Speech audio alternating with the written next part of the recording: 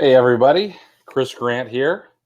Welcome to the Crushing Q4 webinar with Chris Anderson. We will be getting started very soon. I know that Chris was was out putting a hurt on Coles a little bit earlier, so just wait for him to jump in here and we will get moving.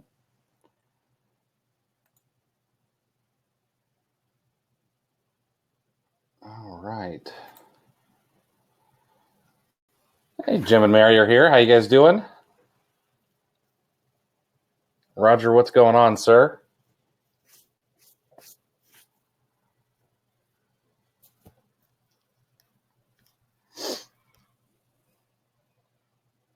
Hey, Annette.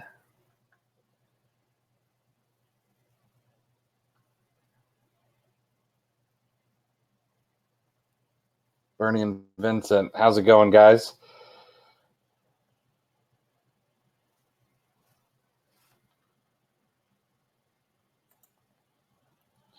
We got a good turnout so far. Going to let a few people roll in here. And then to get things started, I think I'm going to give away something. I don't give it away very often. It's a beta Chrome extension I'm working on. Hey, Shannon. Hey, Linda. And I've got a new way what I hope is an interesting way to give something away tonight. Well, all the way from the Philippines. How's it going, Kieran?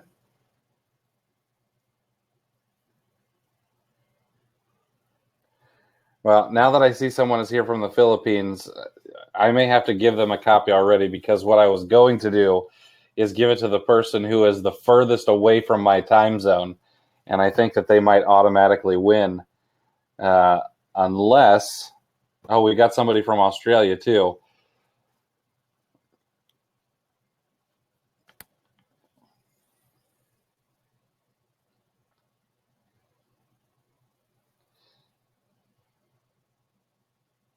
Justin, what part of Australia? I keep a mental note of what time it is, what QLD time is, because that's where Alex lives.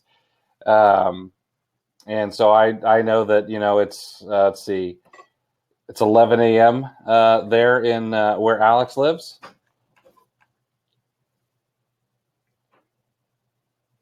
Hey, Melissa. Oh, guys, sorry. Hey. Shh. Daddy's working, okay? Daddy. Yes. Would you like to say hello to everybody?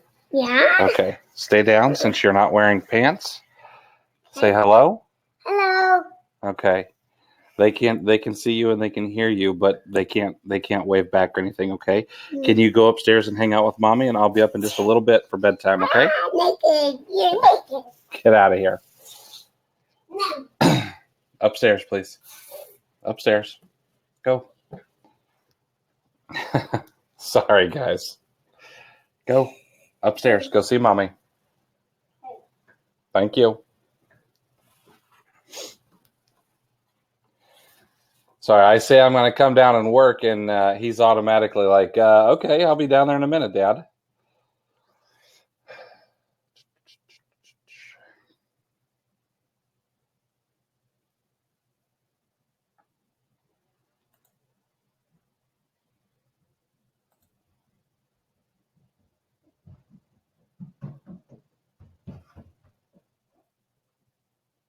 Brett, he would definitely take a high five. He likes the crispest and the highest of high fives, as a matter of fact.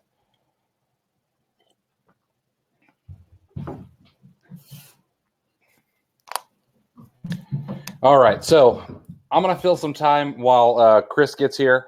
I know he's running just a touch behind. I have a Chrome extension. Yes, this is going to be recorded. There will be a replay in case you can't finish, if you have to go. Yeah, I got this in Colorado. It's a huge mug. This is recorded. There will be a recording sent out. Anybody who wants a copy, I'm probably going to make it live on Facebook later on, or not Facebook, sorry, on YouTube, because it will be recorded to my YouTube channel. So if you need to rewatch it or have any questions, you can always also reach out to me at any time. I want to fill a little bit of time, so I'm going to give a couple things away. The first is I have an extension that I have been working on off and on for almost a year. It's called Stock Up. It's kind of like a reverse Keepa. And what it does right now with some bugs is it will track an ASIN, actually multiple ASINs for you, and it will alert you when the ASIN gets to the price threshold that you want. So you can do this with Keepa, but you can only do it down. Stock Up is really meant to help you track prices going up. And then I can't remember, it may have been Brett, who's in here tonight, who said, I'd really like to be able to keep track of how many sellers there are on an item. So what you can also do is you can fill in that you only want to get an alert when there is between X amount of sellers and another X amount of sellers. So if I were selling, if I were selling a Lego set and I only want to sell the set when there's between 5 and 15 sellers, then you can have it alert you when there's 5 or 15 sellers. That was David Hawkins. Thank you, Brett. Hey, Chris, how's it going, man? Hey, good. Good, I can hear you. Everything's great. Yeah, there will be a replay, guys. Absolutely. So what this does is it'll also alert you if there is a change in the number of sellers to what you want. So I'm actually going to give a couple copies away. I was going to do whoever is the farthest away by time zone. I know we've got somebody from Australia and somebody from the Philippines. So you guys are just going to get a copy. Now, the other way to give one away would be, trying to think here.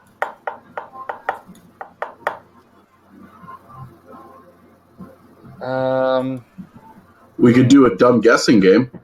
That works for me. What do you got? Oh, man, I have no idea. What do you think a good thing to guess would be?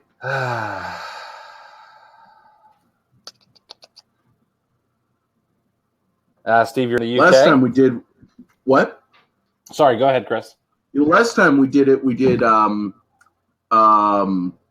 think we did people guess what's on my tattoo, but I don't know.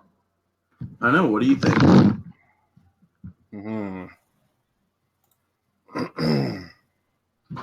Okay, you know what? I went shopping today with my niece. What's my niece's name? I'm supposed to say that. Oh man, I don't even know her name. Yeah. She's right there. So how are you doing, Chris? You doing any good shopping today? No, today was family day for the most part. Okay. Oh yeah, okay. Here's one that's a little bit easier. How many ounces does my coffee cup hold?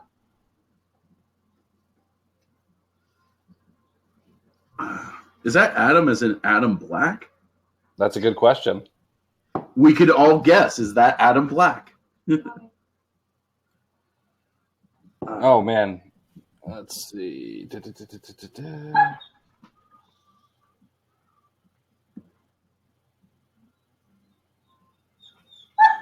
All right, we're gonna go with the Price is Right rules. It's 20. That's a 20-ounce mug, and so the Price is Right rules means that Brett wins. He was the closest at 18 without going over. Okay, there we go. All right. So Brett, you get a copy, and the people who are in Australia and the Philippines, PM me on Facebook. I will get you guys a copy of Stock Up. There are a lot of changes coming to it, so you guys are going to be the first to see that. You're going to be able to edit things, and it's going to be very cool once it's all finished. So you guys will work with me through the debug process. But let's go ahead and get started. Chris is here. Brett, Hey. No updates on the sales ticker extension.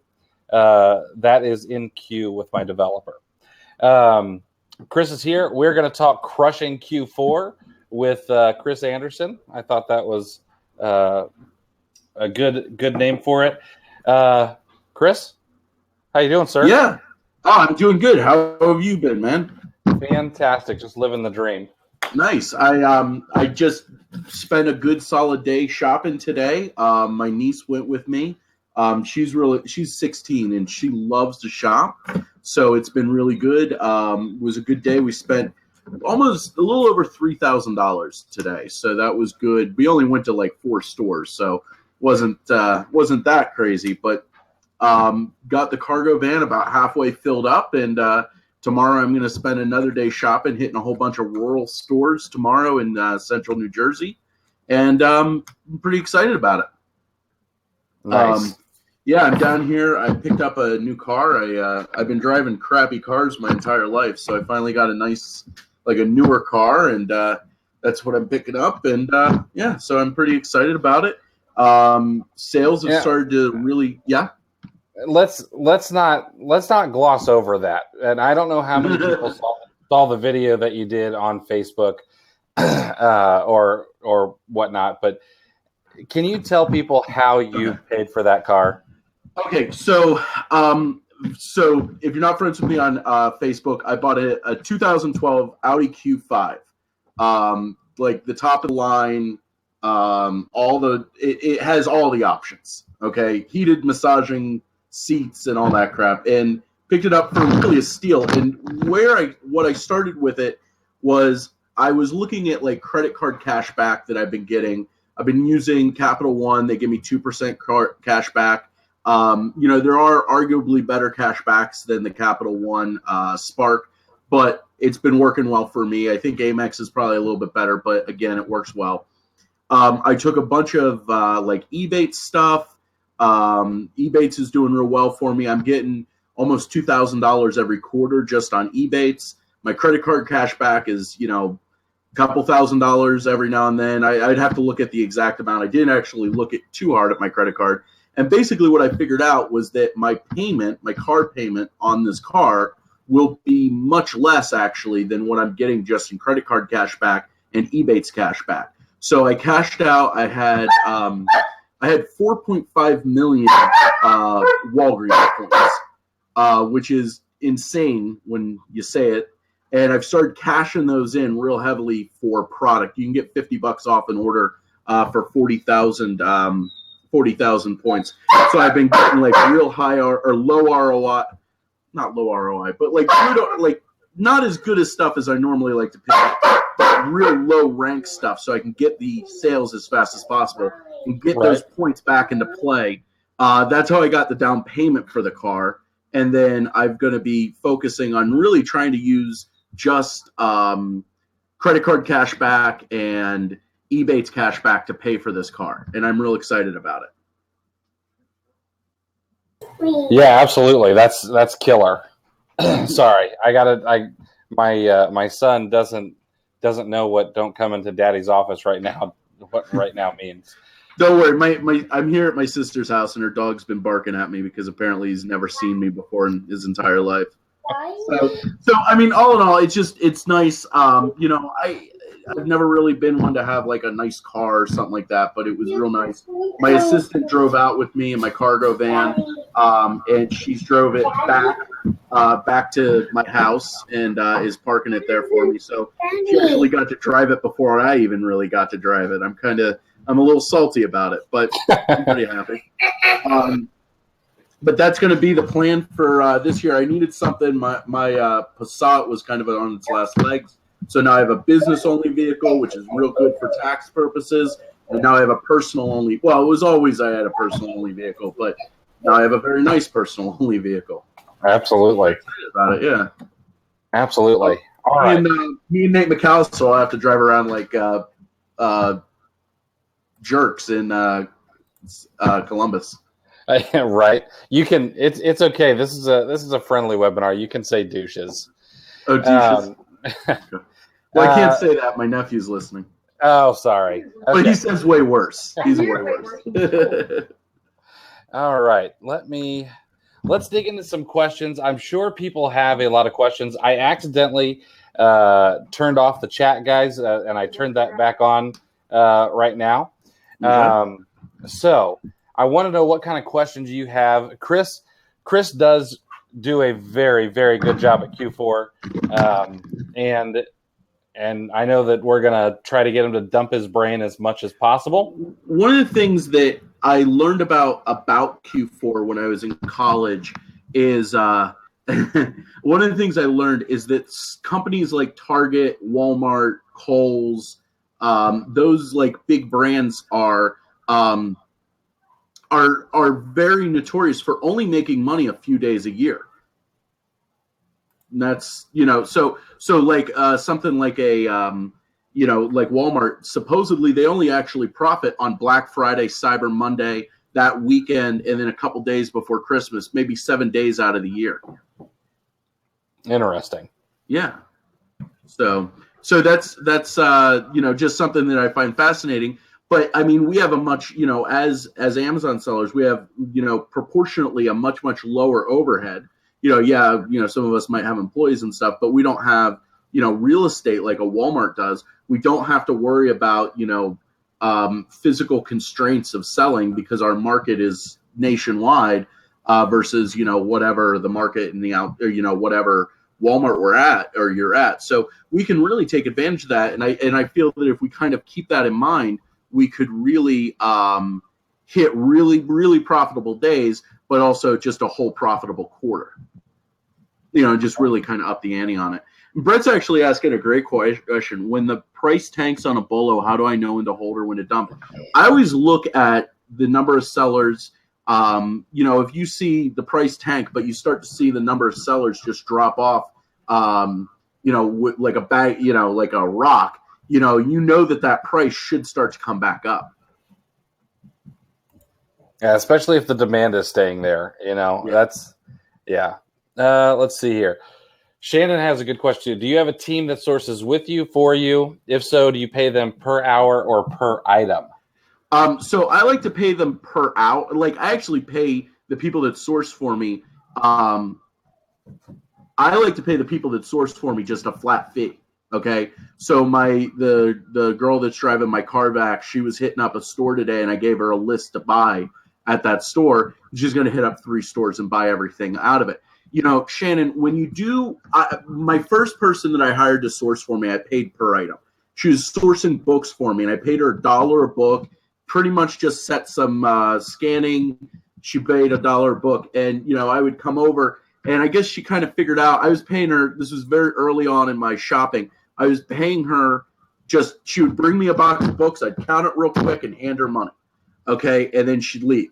Well, one day we go and do that, and I realized she must have gotten like a free box of books.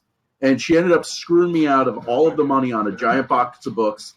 And, it was very disappointing. So when you pay somebody by the unit, you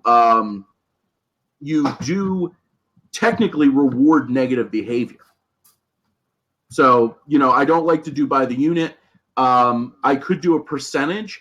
I've seen people talk about the percentage of money spent. But when you think about paying somebody on percentage of money spent, that means that it's against their best interest to save you money.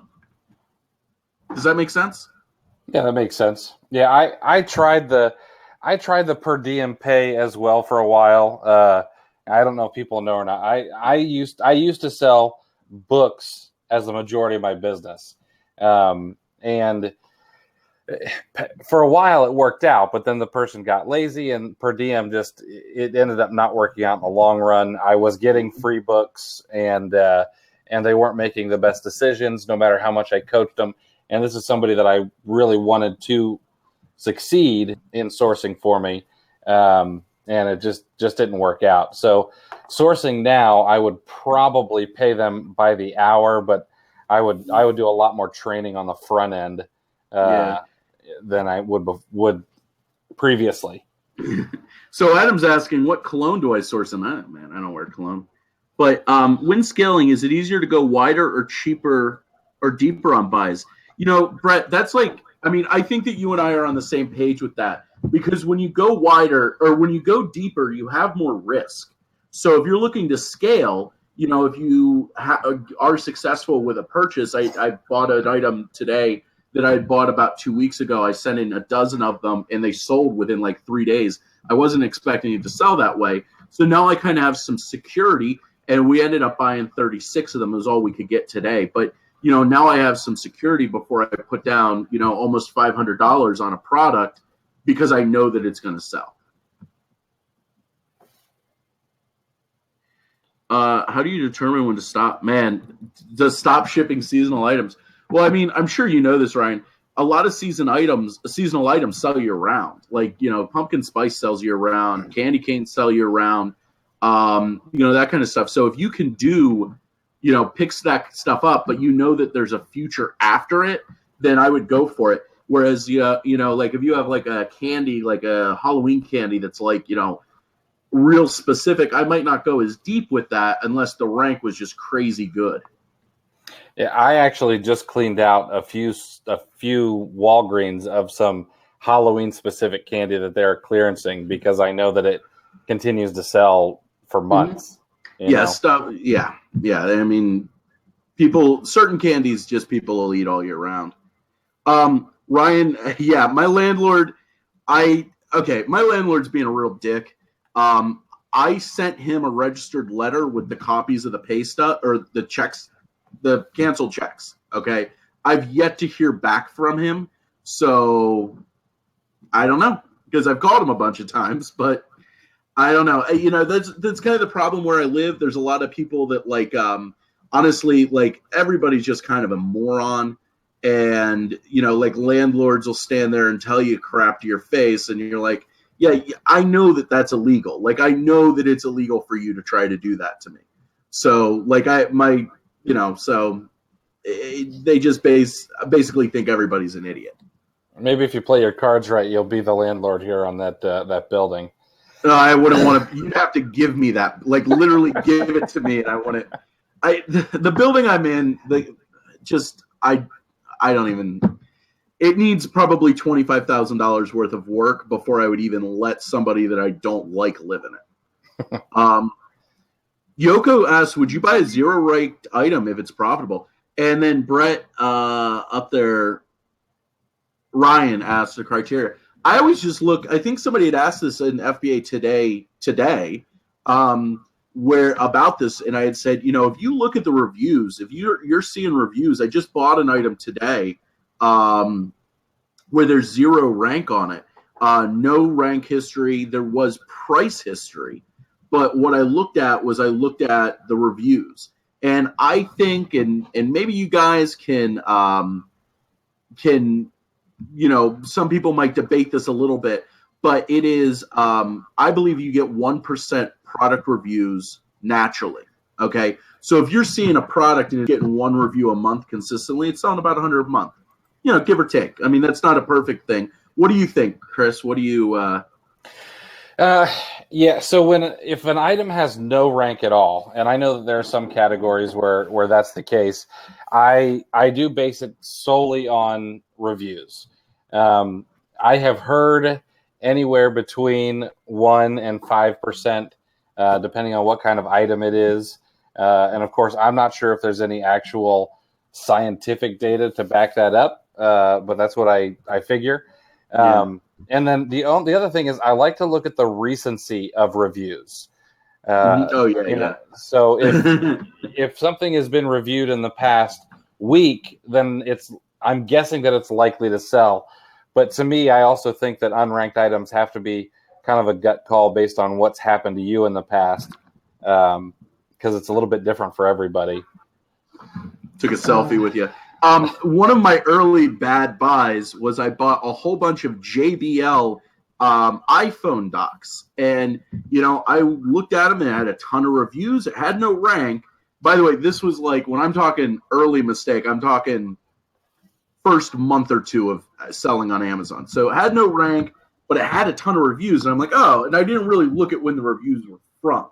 Well, turns out it was an iPhone 1 dock. And this was, 2000. Basically it was an 8-year-old phone dock. And it was one of those docks that only worked at the 30 pin. It only worked with the iPhone Gen 1. Needless to say, I lost my money on that one. So, it's important to look when you're talking about the recency. Yes, that's really important.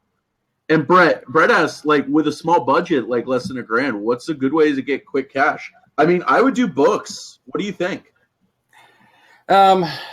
If you have time, I would say yes. Books, because you can invest $1, you can make 20, 30. If you try really hard, you can make $50 or $60 on a $1 investment in books.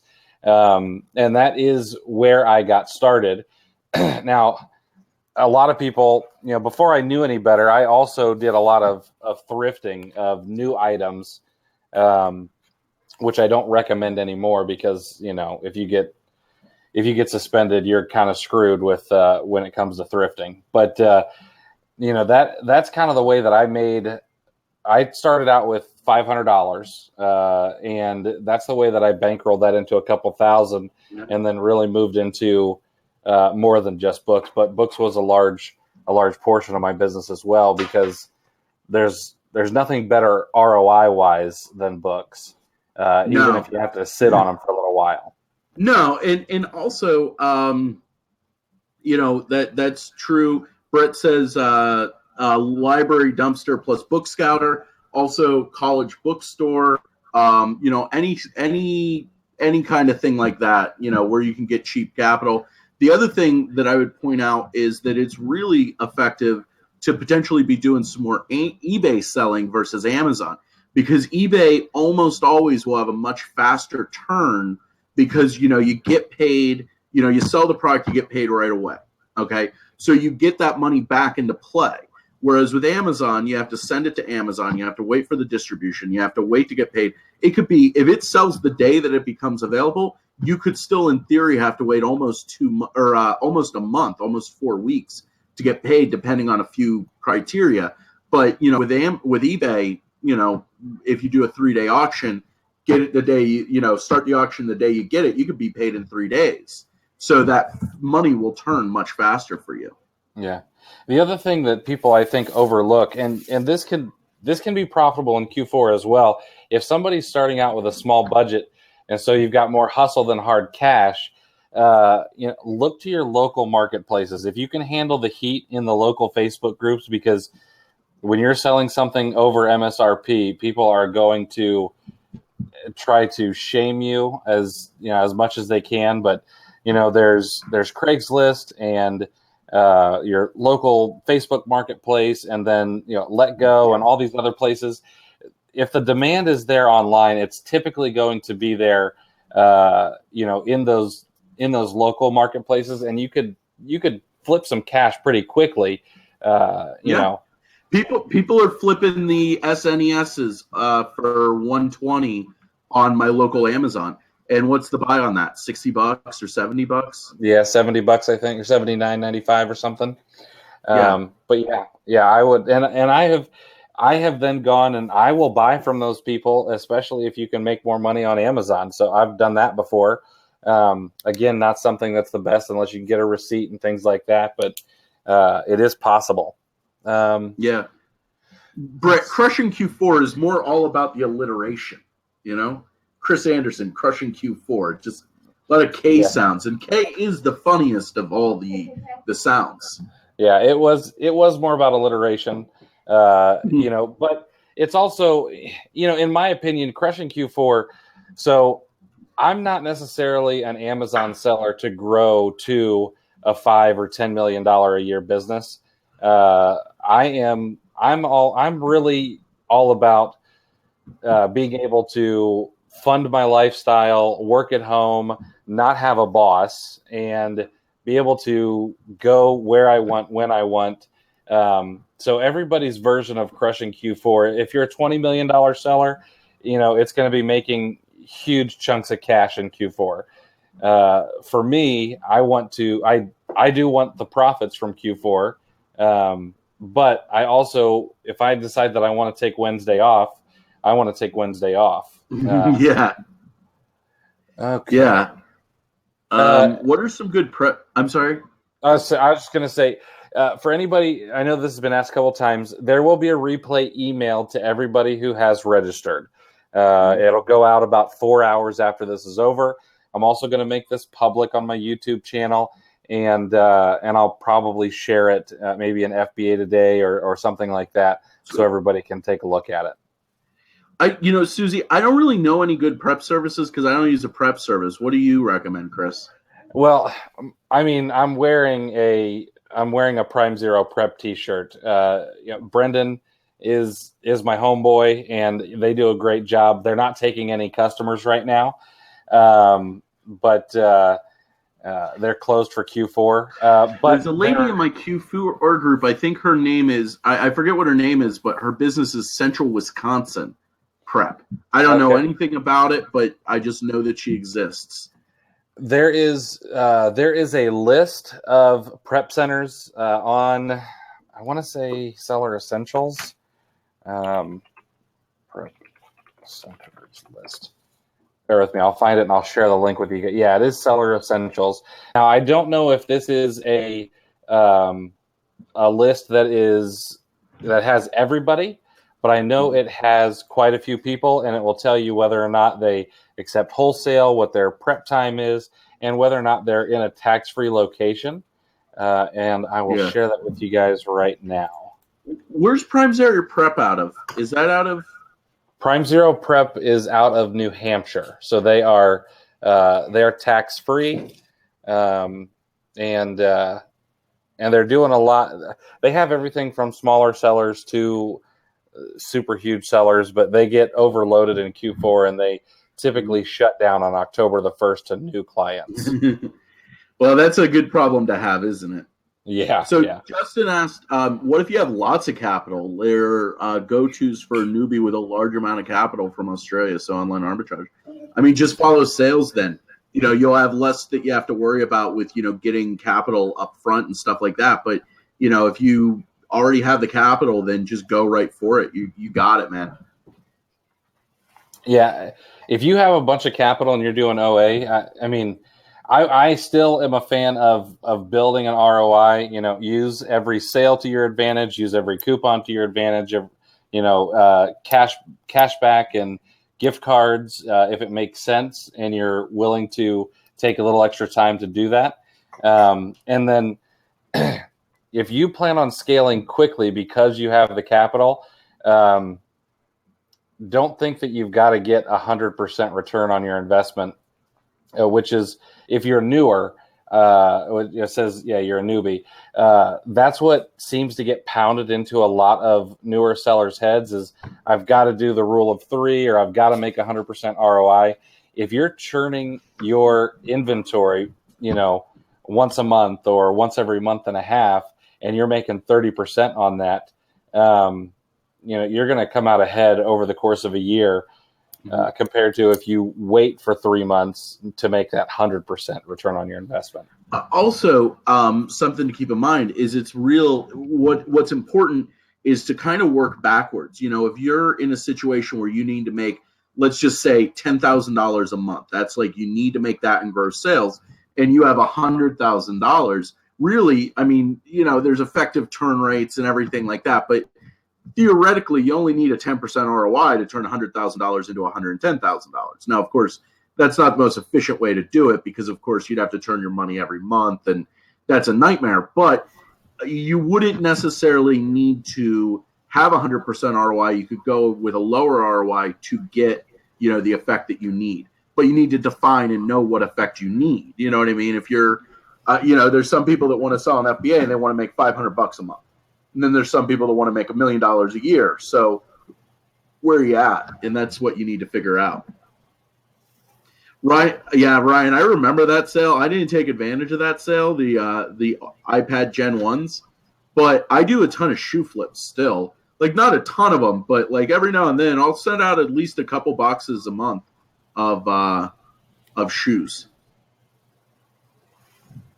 Actually, you know what? Speaking of alternate style flips, to be completely honest with you, you could probably build up a small little war chest by flipping things like coupons. If you can, I know, what was it last year that Target had those 20% off coupons that you had to get in the flyer at the store. And I bought like 15 of them on eBay. So there's all kinds of different creative ways you could make some money, not necessarily selling on Amazon. Yeah. And another thing, I mean, I love to also break down stuff from like Amazon, where like I'm buying like, I don't know, like a 3-pack of something and make it a 1-pack, or stuff like that. I'm a big fan of that. That's something a lot of people don't look at a lot. So that's something to always keep in mind. Steven said flipping Amazon to Amazon can get you suspended as they won't take their own receipt for authentication. Listen, man, they won't take invoices half the time. I had a product, there were so many counterfeiters on this product that I bought the real deal product direct from the manufacturer. I bought out, the manufacturer discontinued, I bought all the inventory from the manufacturer. They said, oh, well, it doesn't match the other items that are on the listing. I was like, well, those are counterfeit, and they clearly were counterfeit. So I had an invoice that was in date. They said no. I said, do you want to contact the sales company or the company, like a salesman from the company? Do you, an email? What can I do? And it just went back and forth, and they ended up not doing anything about it. But they were refusing to accept the invoice from the company. I don't know. Maybe Chris has something better to say about that, but. Flipping Amazon to Amazon can get you suspended. Well, flipping anything can get you suspended for the right reason. Whether it's someone says it's inauthentic or anything like that. I have never dealt with someone who's been suspended over an Amazon to Amazon flip, so I haven't had to deal with that. But I would imagine that if you mark up your invoices or your receipts properly, you have a good plan of action. You really should not have a problem getting reinstated. So I have done probably 30 or 40 reinstatements, and I've had one person not get reinstated. So as long as you're doing things the right way and everything, I don't think you really have that much of a problem. Yeah. Completely. So what are my goals for Q4? Oh man, that's a tough question. I don't really I don't like to have goals. Okay. I think that I don't think that they're a good idea. And this is something that like Timothy Ferriss has talked about. I'm more working on systems, and I have my system in place, and I've worked on my system all year. And now it's just, okay, let's dump money into it. Let's see where the system gets us. Hopefully it doesn't break. There's already been a little cracks here and there that I've been able to, get things going, a little annoyances and stuff like that. But for the most part, I don't have a goal. I have a system, and I'm just working on reinforcing that system and using it as much as possible. James has a question. Do you guys use Joe Lister for both eBay and Amazon? I am not an eBay fan. And honestly, I screwed my eBay account up. I got into e-commerce by actually drop shipping. Now, I never drop shipped on Amazon. I drop shipped on eBay, and I screwed it up. And I've just never really been that much of an eBay fan. So I don't use Joe Lister. I have in the past. I've also used Kai MCF, and they're also really good and a little bit less expensive. They're actually, I think, up to like 10 listings, it's free. Am I right? I think something like that. Yeah, there's some free. Yeah, they do have a free version. But if you have a nice, clean eBay account, there's no reason not to do it. My eBay account's like 15 years old. That's awesome. Okay, you know what, Brett? I'm not really articulating it quite as well as I should. I don't know exactly how to explain it. It's not. I don't have like a dollar amount. Like last year, I wanted to have some good account. Like have a couple like $100,000 months or something like that. I didn't, and I got pretty good with my goals last year. But the thing was that I just I don't know. It to me, I feel like the goal setting is a little bit. I don't know. It's just, what do you think, Chris? Do you think goals? What's your opinion? So I typically have short-term goals, and it's such a tough question. Life changes, and my target changes so often with what I want to do that I don't really set out to have myself like a 5-year plan.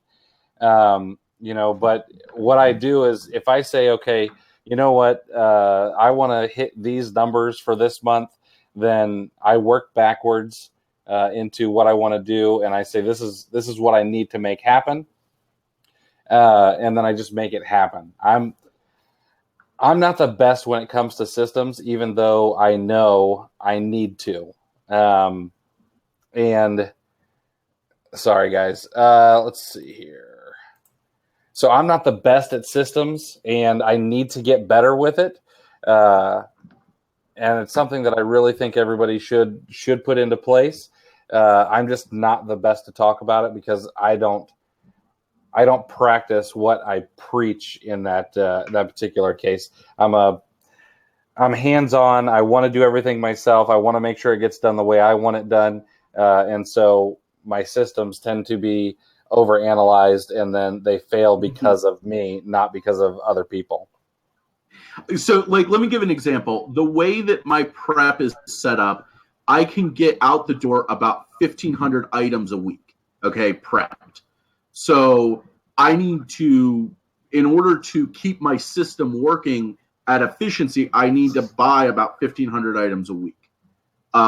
So then I do have goals in that sense, because I have to have my goals to get my items out and stuff like that. So I don't know. I don't know. I mean, I guess to say you don't have a goal is kind of I don't know, maybe not the best way to put it, but I don't know. I've been kind of less doing people will be like, oh, I want to sell $50,000 a month. I want to sell $100,000 a month. And that's fine. But that's not necessarily what I think is a good goal. I think it's a better goal to be I want to have, I don't know. I don't know. It's just I don't know.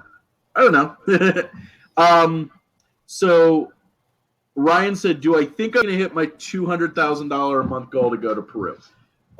So looking at last year and looking at how bra sales went for me last year and shoe sales went for me last year, I had a really strong January. I'm doing really a lot of grocery right now. January was good for me in grocery. So I think that I could, but I'm doing a rolling 30 for that month. I think that goal is going to be rolling 30. So it's not a month. I don't think I'm going to hit a $250,000 month.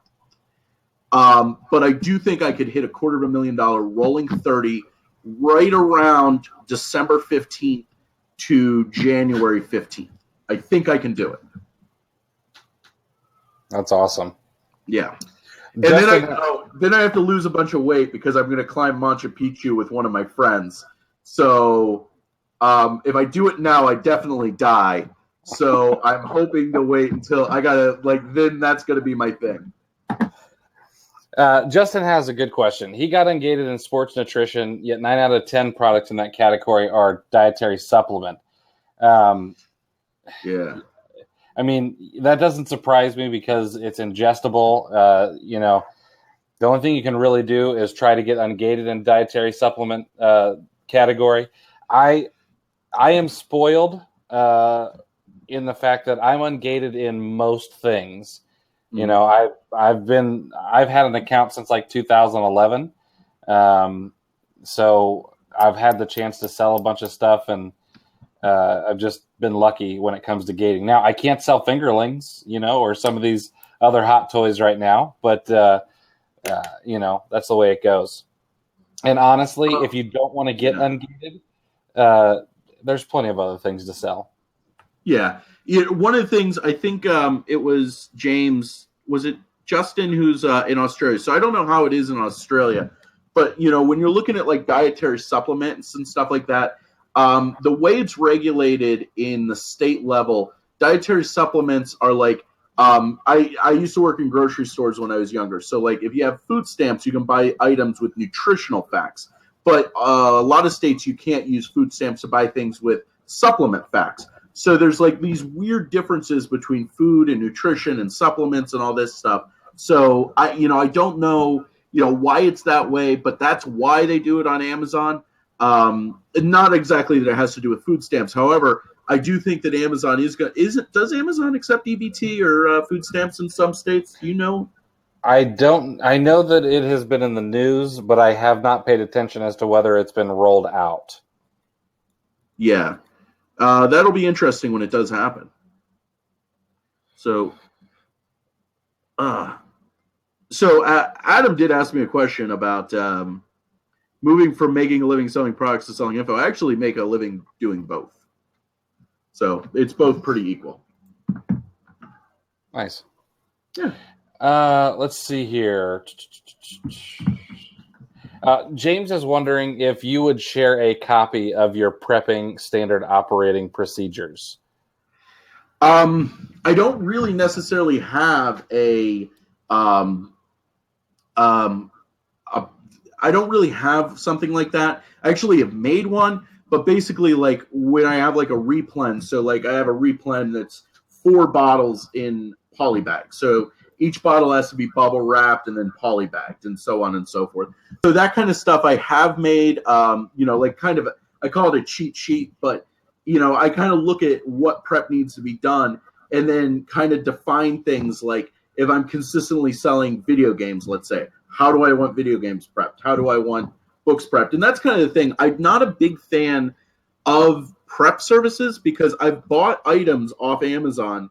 Like I've bought inventory from people that like are liquidating inventory and gotten the items. And like there was an item I got that was literally just the item was thrown in a bag and it was like a bread bag from Walmart.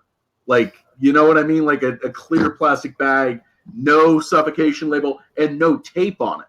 It was just in the bag. And that was the prep center doing that. Okay. So I don't want to trust my inventory and my business and my reputation with that on somebody like that. So that's what, that's what I focus on, or that's why I do it in-house. Plus, I mean, once you get to like 1,500 items a week or so, let's say a prep center charges you $1 a unit. Okay. That's $6,000 a month. If I have a full-time employee that's making, $12 an hour, let's say, and they're doing that prep for me, and I have my rent, my mortgage, or, my rent, my bills, all that stuff, it's not $6,000. It's much cheaper once you're at that scale. Plus you have the control. Plus you can, do RA and stuff. So, I don't know. I know that there's prep centers that you can drop RA off to. Unfortunately, none of them exist near me. So if I want to continue doing RA and have my prep done for me, I got to do it this way. Yeah. Ryan, when I do it, I'll take a photo of you with me, and we'll have a Yapel head on Machu Picchu. How about that? I'll try to get you to like me and an alpaca and you. So Linda asks, what's my ratio of wholesale to RA to OA? Really, I've started really getting into wholesale a lot more. I would say wholesale so if you would have asked me this a month ago, I would have said maybe 30% wholesale, 25% wholesale. Now it's getting up to probably close to 50% wholesale or some variation of wholesale. And then the rest is RA and OA. Nice. Yeah. What's my plan for Thanksgiving? Oh, dude, I'm telling you what, man. I'm getting a smoked turkey this year. It is going to be so good. If you're in central Pennsylvania and want to come and get some turkey, let me know. But no, I'm not going to be shopping on Friday. Well, I will be shopping on Friday, but I'm not going to be out there Thursday night. I'm not going to be out there when it's crazy busy Friday. I'll go in late at night. Most of those stores, most Targets are 24 hours that weekend. I'm pretty sure Kohl's is probably also 24 hours. So I mean, like I'll probably do family stuff on Thursday. In fact, I'm pretty certain I'm doing Thanksgiving with my grandparents on Thursday, and then Friday I'll be back and get into things. So that's pretty much it. To answer your question, are you doing anything, Chris? I only do OA on Black Friday. After the family's asleep, I don't go out to the stores and do any RA. Richard's asking, do one of you guys do private label? You don't do private label, do you, Chris? I have never done legitimate private label. I have done what I would call white label. Okay. And it did very, very well. As a matter of fact, my product, I made sure to have good listings and good copy, and I was able to sell above market price, and I sold out my very first white label product in a week. The problem was, and this is when I was newer, the problem is that item is a restricted product on Amazon. It's called a monkey fist. Oh yeah, that's not good. Yes, and I didn't realize that at the time. I was newer. I had not read through everything. I'm a trial and error guy, but I was able to sell through all of my inventory, and PL is something I'd like to do. I just don't know if I have the patience for it. And Brett says, what's the difference between PL and white label? So the difference in my mind is white label is kind of selling a generic product. It's something that you can purchase, and the only thing that makes it different is the fact that you've written some better copy and maybe taken some better photos, but there's no packaging. There's no real value add that I had compared to any of the other products. Whereas if I was actually going to do full-blown private label, I'd make sure to have incredible packaging to try, because I'd want to move my private label from Amazon to get it on a store shelf somewhere. It would be what my goal would be. And then I would try to bring some value to the product over and above what my competition has. And that's my difference of private label and white label. I think that most people, when they're saying I'm doing private label, are doing white label. I mean, if you're buying crap off Alibaba and sending it to Amazon and all that stuff, I think that you're really doing white label at that point. I have 2 new private label products. I'm launching 2 private label products at once next year, and that's what I'm doing.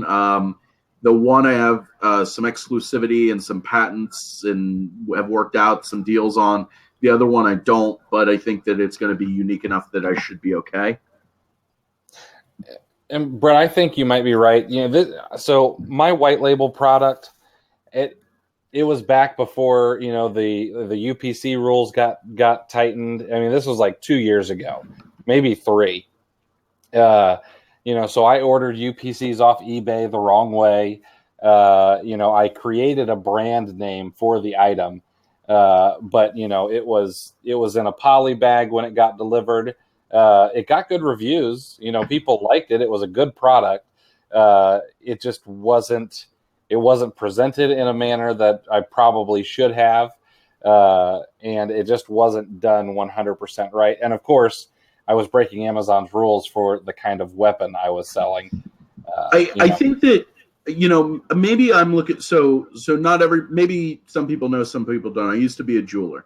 And when you do white label in jewelry, like when you go and you buy like a wedding ring at a jewelry store, you get size, they maybe put a band on you, and then you pick out what you want.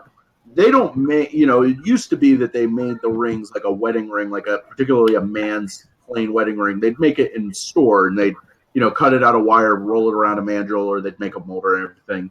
They don't do that anymore. It's all done. There's a few companies in the country that just pop out wedding rings in mass scale, but they will often engrave another company on the band to kind of, give it legitimacy. And then you can kind of have that set up even as a small jewelry store to have, your name engraved on stuff. And what's the difference between private label, white label, and black label? Well, we talked about private label and white label. Black label is really crappy Scotch. Johnny Walker white label or black label, crappy. Go blue label or nothing. Okay, so it seems like the questions are slowing down a little bit. If you guys have more, keep getting to them. But there were a couple things that I wanted to hit with Chris as well. And sorry, bear with me. Let me open up my list of questions here. Oh boy. Okay, so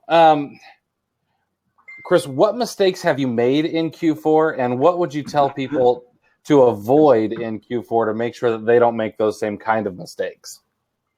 Oh man. Well,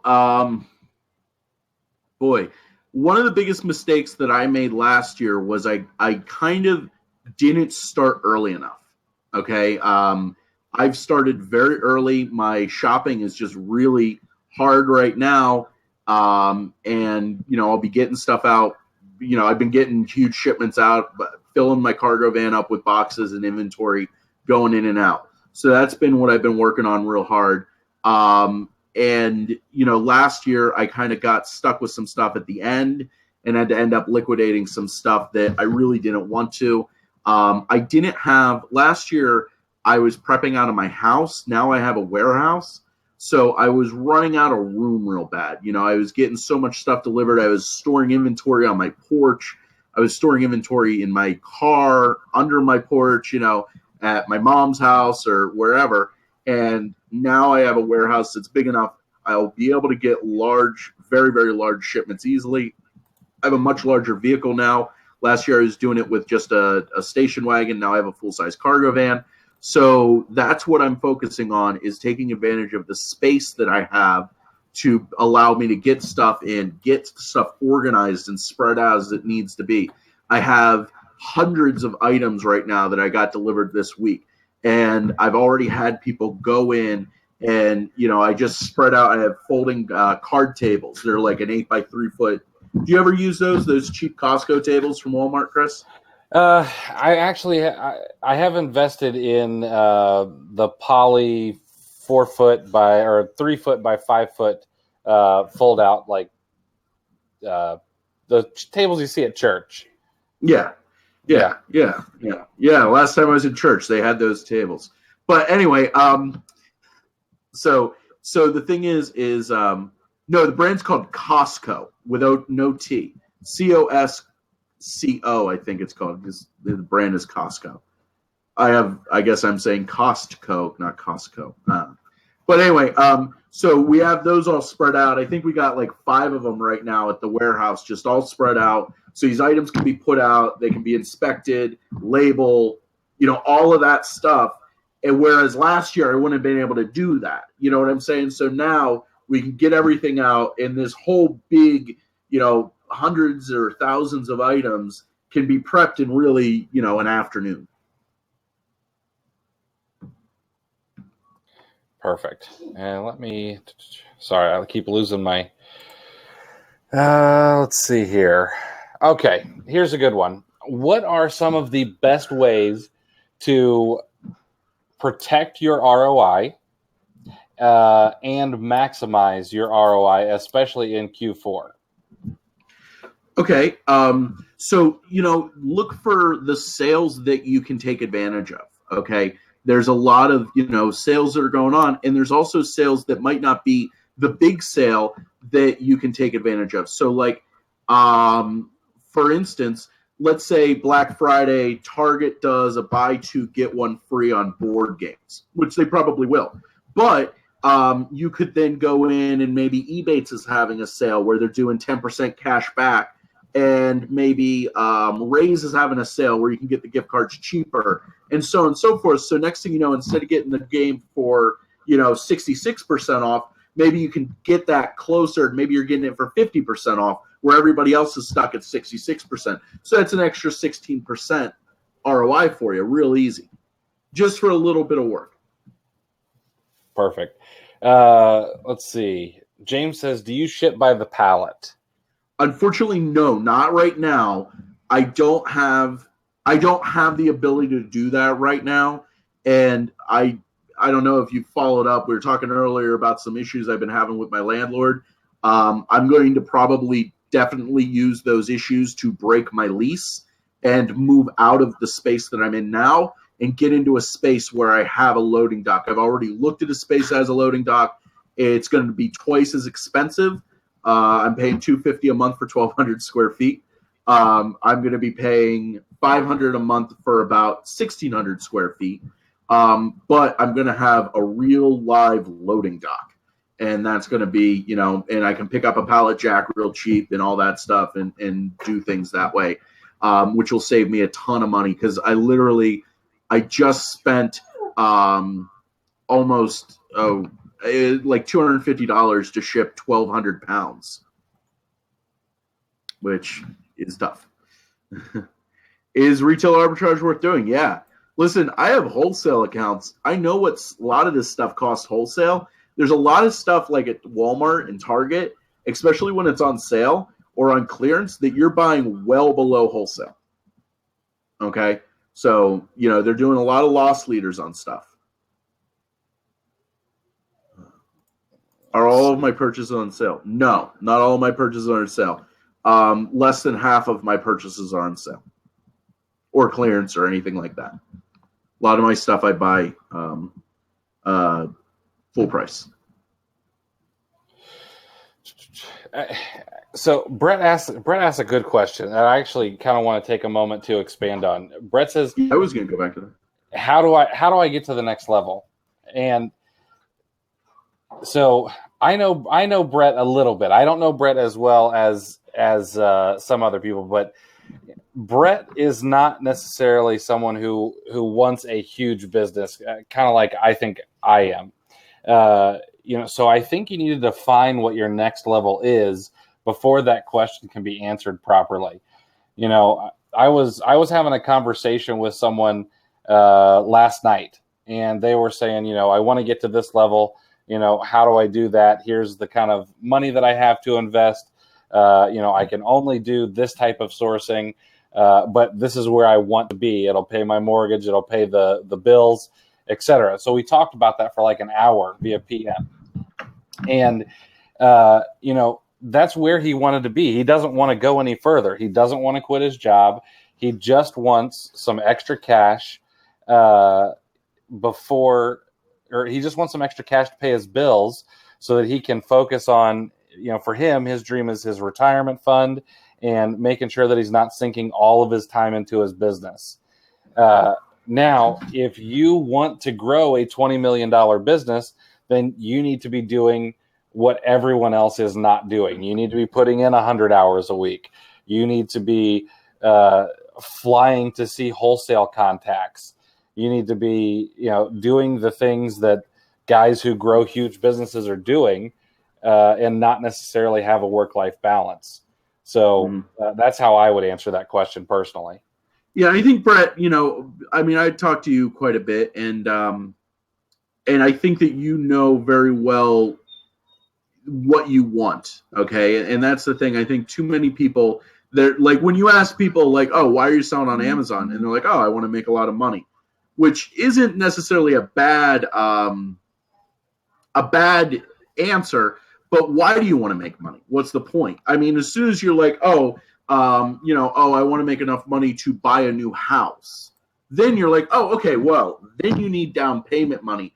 Then you need how much is your mortgage, and then you can start to define that. So if you do that, really piggybacking almost exactly what Chris said, but at the same time, I think so many people get lost in it that they don't actually have a focus. They don't actually have a direction other than I need to sell more. And that's not really, I think, a good place to be. James says, when you do grocery, do you have a plan? James, I'm not sure I 100% understand that question. Do you need a website for wholesale? Linda, you don't, but, and do I have a website to show more credibility? So the answer is no, you don't need one, but yes, I do have one.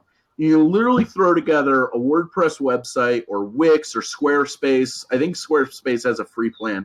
You literally throw together, a crappy website that's your store name, whatever you want to do. Doesn't take you much longer. I spent maybe 2 hours on mine. mine's pretty nice, but you don't need it to be that nice. Have a contact, contact form or something like that. It's not that hard to do. And I think it does help a little bit, but I don't think it really matters.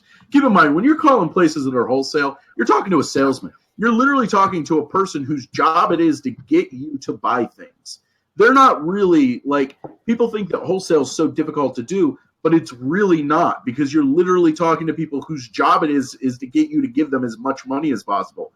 They don't care where you're selling. Well, I mean, I say that, and of course there are exceptions to that, but for the most part, they're nice to you. They want to work with you. They want to deal with you.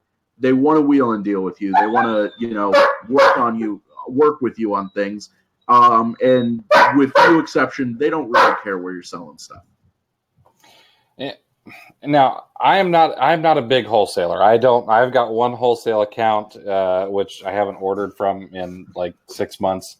But here is what I might suggest. I've been in sales since, forever. And if you differentiate yourself from your competition, find out what the pain points of your wholesaler or prospective wholesaler are, and then are able to offer them a solution, it shouldn't be that hard to get wholesale accounts.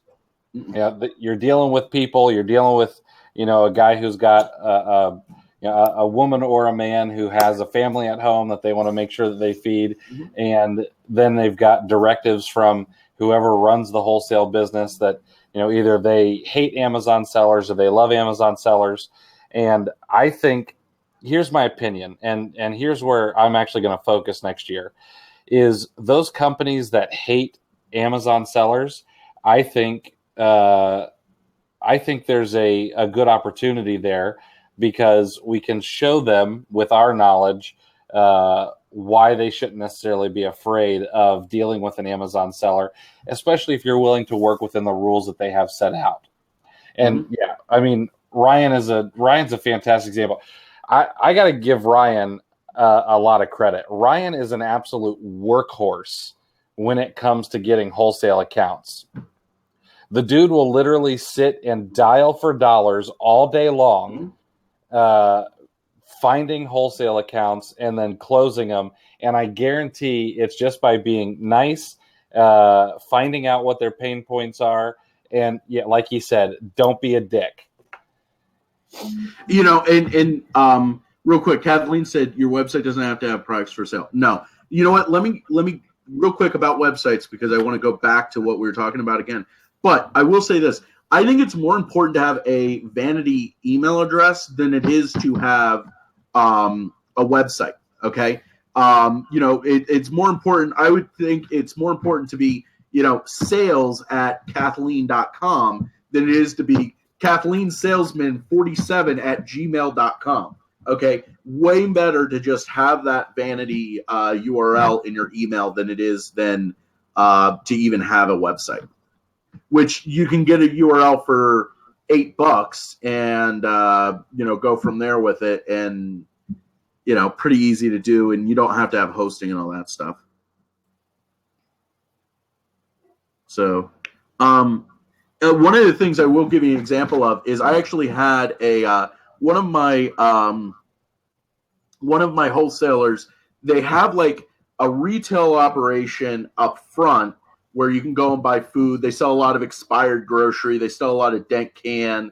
They sell a lot of just crap I can't sell. Okay, but then they also have a wholesale side. So I was talking to them. They had a bunch of stuff out there that a bunch of stuff out that wasn't really selling, that they couldn't really move. So I was talking to them. I was like, well, listen, if I bought all of this, what would you do for me? And I don't want to try to I'm not a big negotiator. The price is what the price is. Maybe I'll try to bend price a little bit, but also you got to realize, when you're talking to somebody and they have 2 pallets in the back and it's been sitting there for months, and this, you can start to really kind of, make a deal with them pretty easily. And it's a pain point for them. They want it out. They want that floor space.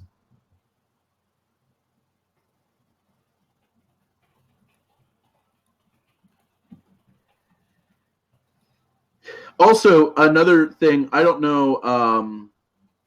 I don't know if you ever do this, Ryan. Do you ever give your wholesale contacts gifts? Because my wholesale contacts get, I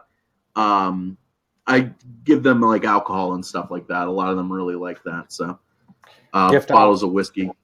Giftology 101. Yeah. If you guys haven't read Giftology, you don't want to give gifts to be fake, but giving gifts can be an excellent way to create a relationship.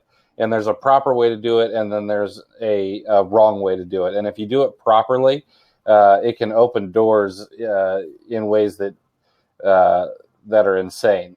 I won't post a link to Giftology because it's like $90 now because it was like a one-time sale. But yeah, check that out if you want a really great book on gifting. Yeah. Okay. I don't want to skip over these questions. People are coming up with tons of them. So when you grocery shop, do you RA or OA, and do you use TA when you're doing grocery items? Oh, yeah. I use tactical arbitrage all the time. But I will say this, just something to keep in mind with tactical arbitrage. I find almost all of my finds for grocery manually, not using tactical arbitrage. Tactical arbitrage works pretty good. It's I don't know what I don't know how many percent of deals do you think tactical arbitrage finds? If there was 100 deals on a page, how many do you think it would find accurately, Chris? Accurately, 70 to 85% it will find accurately, in my opinion. Okay, so let's add. Okay, so but now think about grocery though. Oh, where grocery. You're going to have grocery multi-packs. I would put it at like 20%. Yeah, grocery is harder. So, and this is where people have the opportunity to use their work ethic to make money where other people's don't. When you go into some place where there are mismatches, or what people will call mismatches, or there are multiples of an item, you have to take the time and go through the data and fill it in, or have someone do it for you that you can pay to do it, because there is a ton of money to be made out there, but it does require the work of matching the items properly, which can just be editing the number of items in a pack. Yeah, and Brett asked, what category do you feel has the least amount of competition, the greatest opportunities to scale? That goes back to that, and I think the answer is grocery and HPC, because you don't have a lot of people. There's a lot of people that will run a TA scan all day, every day, and that's great, but they're not going to sit there and manually go through items, and that's what I do a lot of. I do a lot of manual searching. I use OA Highlight a lot. Who made OA Highlight, Chris? That actually belongs to Nate McAllister. What? Yeah. Yes, it does. Okay. So stuff like that. It's great, but people fundamentally, and I'm not trying to like insult anybody, because I don't mean this about you personally, but people are very lazy. They don't want to put in that work. They want a shortcut, and I'm guilty of this too. Okay, I do it too, but when you can go in and go through stuff and be real systematic, you can find stuff real well with manually and with TA. And I mean, that's one of the things Adam's saying, he crushes grocery on TA. I do real well with TA on grocery, but I also set my filters super loose. I find a lot of garbage, but I still find some diamonds in that rough. Mm-hmm. And I will admit this, unashamed. I am a tactical arbitrage evangelist. I think everybody should use it because I think it's a great program. I think Alex is a good guy. Oh yeah. But I don't think that you should. I don't think that people should discount manual searching. There's nothing wrong with doing a reverse image search, or a title search, and going in and doing some work that other people won't do. Let's see here. What ROI do you look for on grocery? I mean, a lot of my grocery replens and wholesale items are 100%. That's what I look for. But I do go lower than that. I go much lower than that. And I go much higher than that. I typically want a 50% ROI on just about everything that I do. You know, of course, I'm going to take more. And then depending on what I think the sales velocity is, I will go lower on occasion. You know, if I think that something is going to hit the warehouse and then sell immediately, you know, I'll buy something for $5 to make $2 or, you know, anything like that. I also think a lot of it has to do with the prep that has to be done. I have an item that I buy for 98 cents. Yeah, 98 cents, and I make 29 cents on it. Okay. But I sell thousands of them a month. Okay. And there's no prep that has to be done on it other than labeling it. So, you know, I buy cases of them. They weigh nothing. They're real tiny, so I can fit, you know, I don't even know, 250 of them or so in a medium U-Haul box. And I just have somebody stand there and slap stickers on them. And each one of those boxes is $80, you know, that I make for no work, you know. And it takes them, you know, half an hour to label 250 of them. So, you know, something like that, that's a low ROI item. And, well, I mean, 29% is not super low ROI, but it's also super low return because it's 29 cents. But I know that it's good. I know that it's going to sell. Whereas an item where I have, you know, 4 bottles in a bag and I have bubble bags and poly bags and it takes like 10 minutes, or the one product I can get about 12 prepped an hour, that I need a much higher ROI because I have the investment of the prep. Brett asked a good question. How do you deal with short expiration dates on grocery doing OA? Is it often a problem? So the way that I stay away from this is I'm not looking to buy things where I know that the expiration dates are typically short. So like a lot of times cookies are fairly short expiration dates. You know, I typically stay away from that kind of stuff. I really like, you know, a candy is great. You know, boxed items, the things that have a bit of a longer shelf life are really what I look for when I'm doing grocery. A lot of times also, I mean, when you're dealing with stores like Walmart or Target, stuff like that, you can always take it back. I hate to do returns, but that's the one item that I will do returns on. So, you know, that's what I'll do. Staples also, I've done a good bit of OA grocery from Staples. However, with smaller stores like an online only store, you can always call them. You know, you can call and ask, and if they're not real confident, then you can buy and say, "Well, got to return them. I got to return them." Exactly. Okay, I've got a couple more questions. I know we're getting to be over an hour. I did promise people an hour, and so I want to make sure we get through everything. But I also don't want to lose people's attention because I know it's a Sunday night. Let's see here. Okay, in Q4, Chris, what should your focus be? Should you focus on toys? Should you focus on home goods? Or are you still going wide in Q4? Baseball cards, actually. I sell nothing but baseball cards, like mid-90s baseball cards. No, so honestly, it's what you can get. Okay, it's what you can get. If you can get tons of toys and you want to do toys, do toys. But honestly, toys are kind of, in my opinion, terrible to sell. They're big, they're bulky. Everybody wants to sell them. They're sexy. So everybody wants to be on toys.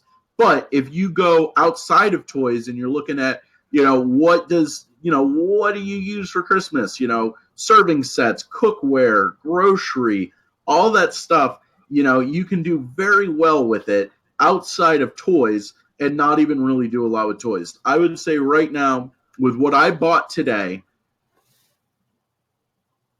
I bought 6 toys today. I literally bought 6. And by 6, I mean 6, as in just 6 toys. Everything else was grocery, clothing, school supplies, office supplies. Not a lot of toys. Okay, so that's that's what I did. Okay. So it's kind of, hopefully that focuses people to kind of look outside of where everybody else is going to be. When you go with the pack, you can get really lost in the sauce a little bit. Yeah, I agree. I do like to. I love selling toys. I'll be honest, but I know that it gets a bit saturated. Q4 there is a large increase in sellers, and those people want to sell toys because it's ungated, except for some brands and things. It's getting a little harder, but people know that there's profit there. So I do try to look. I actually. I won't name the brand or anything, but I just ordered a case of ladles, which is like completely, it's not sexy, but I mean, I don't know, man. I've seen some sexy ladles in my time.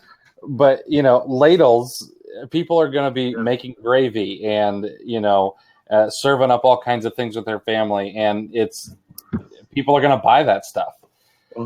Let's see here. Okay. Since we're on the focus question, there was a question. Where was it here? Oh, when do you shift your focus away from what you sell during Q4 to what you sell the other 3 quarters out of the year? Or is it any different? I mean, because I'm not really focused real heavily in toys anyway, there's not really a huge shift at all. I'm making sure my grocery replens are in. I'm making sure my HBCs are in.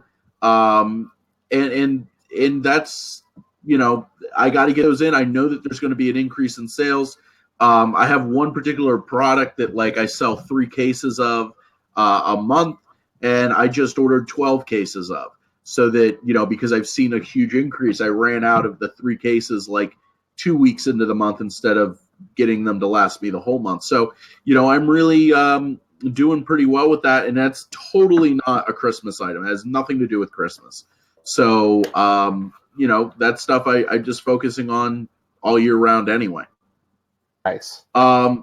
Shannon said, "Do I get a lot of returns complaints for dishes?" No, not more than any other category.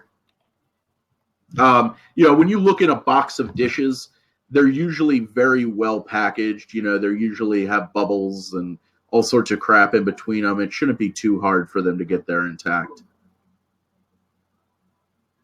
Sorry, I'm just looking for something here. Okay. Let's see. Do you really sell in the? Yes, yes, he sells in the other 3 quarters of the year. Okay. I do slow down. I will tell you this: I do slow down a little bit in spring. I still do jewelry.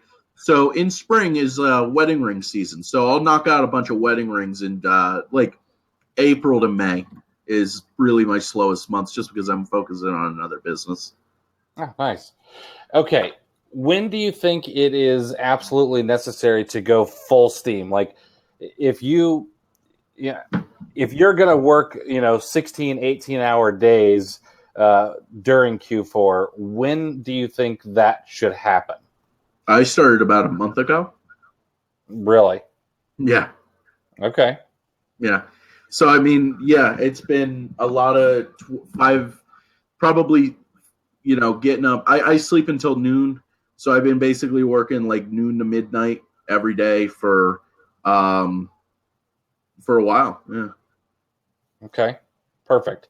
Bear with me 1 second here. I have a couple more. Kim said Amazon is on almost all the best-selling toys. I don't care if Amazon's on the best-selling toys. I don't care. If you can sell at a profit and match Amazon's price, do it. They'll usually share the buy box pretty well. Yeah. I don't worry about that very often. I mean, if there's a profit to be made, I will sell it. Let's see here. All right, we talked about full steam. And let's see here. All right. Any other questions? Anything that you want to know? Anything that you're not sure of? Anything that might help you during Q4?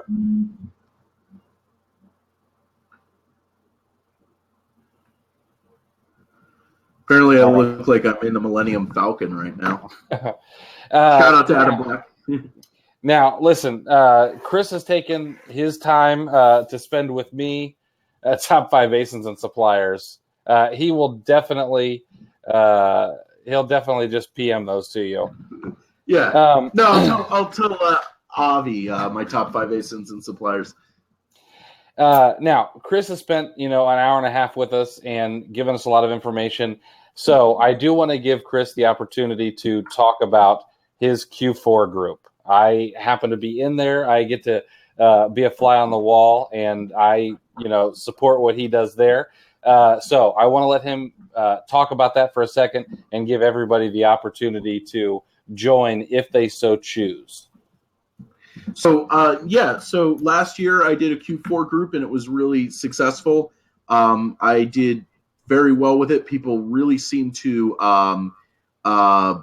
respond well with it and get a lot out of it. So this year I'm doing the same thing again. I've tweaked it a little bit based on how things went last year to improve upon it. And so far this year it's been really well. We just launched, the group, instead of being focused on BOLOs and just, there's a lot of groups out there that will tell you what to buy.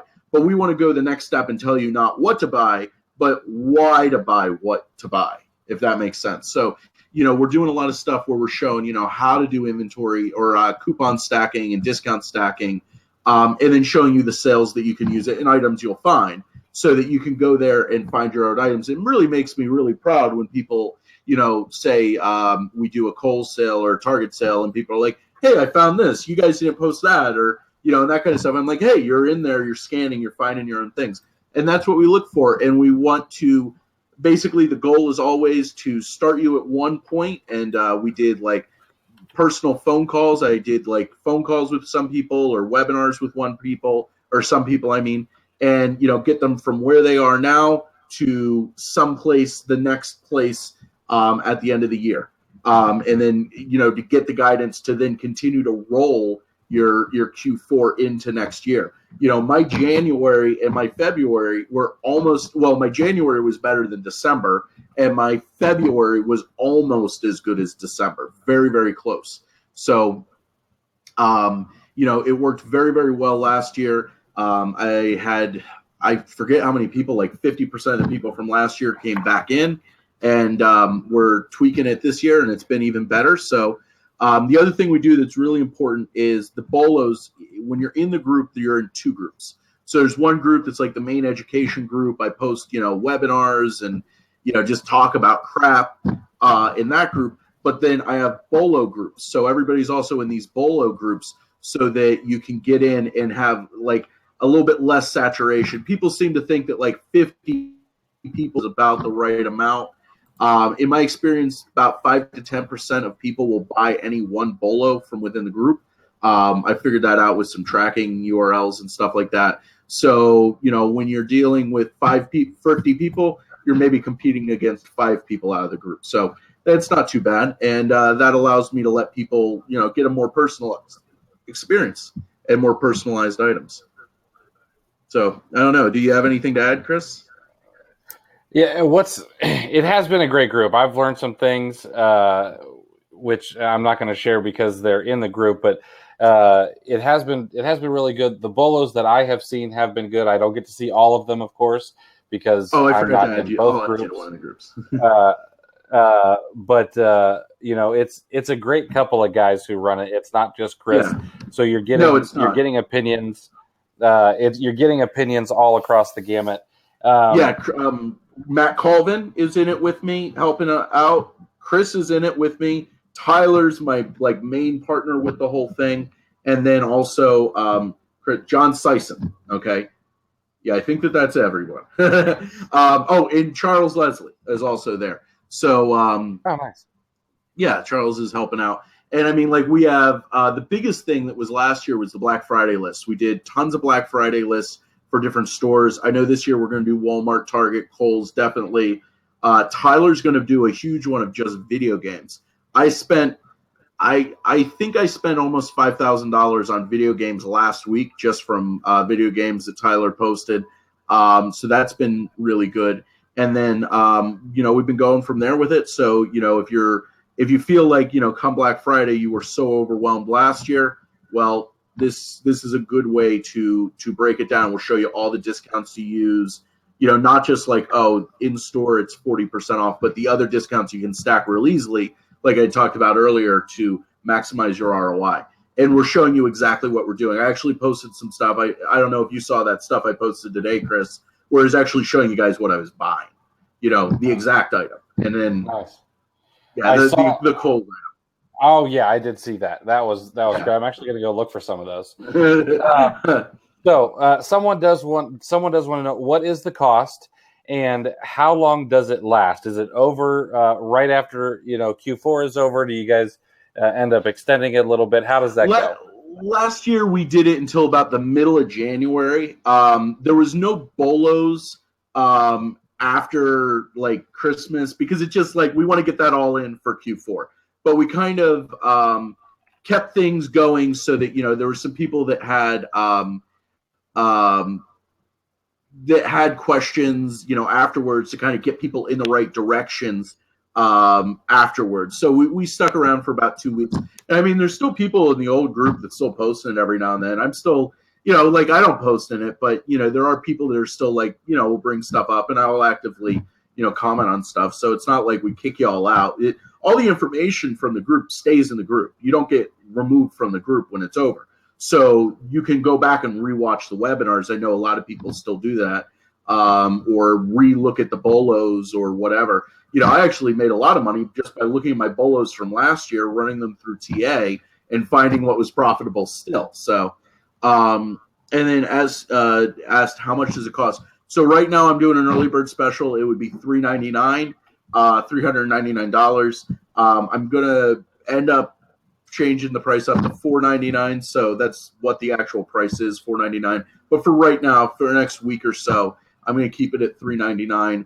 I don't know exactly when I'm going to update up the price, but I'll send out an email or notify it. But I would get in sooner rather than later. Yeah, and Adam's his greatest all-star crew. Yeah, we got to do a webinar with Adam. Adam and I were just talking the other day. I want to do a webinar with Adam. I think that would be cool. I would be happy to host a roundtable with you and Adam and anybody else. However, and we don't have to take our ADD meds. Yeah, and there also needs to be a little bit of bourbon involved. All right, Betty has a question. Will the receipts from purchasing videos? I'm guessing you mean video games. Get you ungated in videos. If you mean video games is unrestricted. Yeah, you should be unrestricted. If you want to sell DVDs, you should be able to sell DVDs under $25. But that doesn't mean Blu-rays. That means DVDs. And then honestly, Blu-rays and DVDs, that kind of media, I honestly stay away from. There's just so many horror stories that I've never sold a DVD in my selling. Except Nintendo. Oh, okay, yeah, Nintendo is gated for some people. I'm not gated in Nintendo. I've sold some Switches. I've sold some SNES classics and the NES Classic. Getting ungated in Nintendo, you're going to have to find a supplier of some sort that will get you what Amazon is requesting of you. So there are some rumors going around that receipts will work for brands on occasion. I can't verify those. That's anecdotal evidence. That's people I believe are saying it in some Facebook groups, some smaller Facebook groups, but I've never tried myself, so I can't absolutely verify that. Yeah. So, all right. If nobody has anything else, I would, if you want a Q4 group, I believe Chris has the best one around. Go to cleartheshelf.com/Q4-group and get yourself signed up. I will make a few dollars of beer money, which I will probably invest into ASD, getting anybody who comes drunk. So I appreciate you guys being here. Yeah, I do want to add one real quick thing. I'm going to make plans with you, Chris. I have to go out towards Tyler's hometown in December, and when I do that, I'd love to sit down and do a webinar live with you if we could figure that out. Sure, that will be easy enough. I've And, got I think I'm going to have a buddy of mine, Matt, with me. You've never met Matt Hartle, but you'll get to meet him. He's a really, really cool guy. You'll love him. perfect. Yeah. Great. Well, we'll look forward to that in December. Yep. We'll make that happen. Everybody, I appreciate you guys being here tonight. I Yes. hope that we were able to drop some nuggets of knowledge. And thank you for considering Chris's Q4 group. It's definitely going to be helpful. And Chris, thank you so much for having me. I had a blast last time when we did Brobertrage. I had a blast this time, and it was real fun. So thank you guys so much for having me. Thank for everybody for the questions, especially Brett and Ryan. You guys are awesome, and Adam. We love you, man. And yeah, thank you so much, Chris. All right. Good night, guys. Bye-bye.